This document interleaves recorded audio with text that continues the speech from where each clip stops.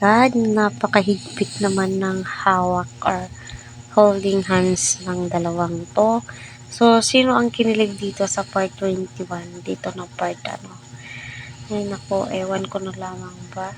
No, para sila yung nagiging stress reliever ko. Sila yung medicine ko, ika nga nila. Kasi sa sobrang natural po nila, kita naman po natin, no? Itong si Beyonce ay malaki na po yung pinagbago niya. Sa tulong ni Kalinga Prab, ni Edo, nakahasa na po siya. Pero still, yung ugali ni Beyonce, yun at yun pa rin po, Hindi naman po natin kailangan magbago kahit na napakaraming blessings na po yung dumarating, di ba?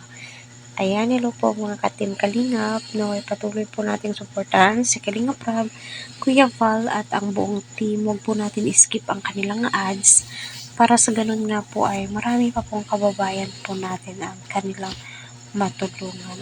So, ano po yung sa loobin nyo sa part 29? So, kita naman po natin napakaraming ganap. Nung nasa tabing dagat sila, ngayon, sumakay po sila ng boat papunta sa spot na ang ganda, diba? Kita naman po natin na napaka-supportive ni Eds at sinabi din po niya na kailangan daw marami silang souvenir ni Beyonce. So, kita naman po natin naka full support po ang buong team para kila Edo at kila Beyonce. So, ganyan po sila kamahal ng mga KRT boys. At nung naligo po si Beyonce ng dagat, alam naman po natin, hindi po siya marunong lumangoy. Oh my God, to the rescue itong si Edo, diba?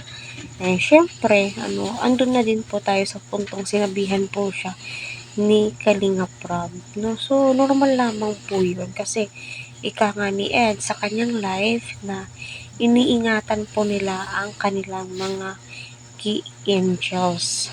Bantay sirado, ika nga ni Edo. So, kailangan po kasi obligasyon po yan nila Kalinga Prab kung ano yung mangyari, di ba? Kasi di po natin alam ang bukas, pero yun pa man, ipag-pray po natin na sa pagpasyal po nila ay safe po sila palagi.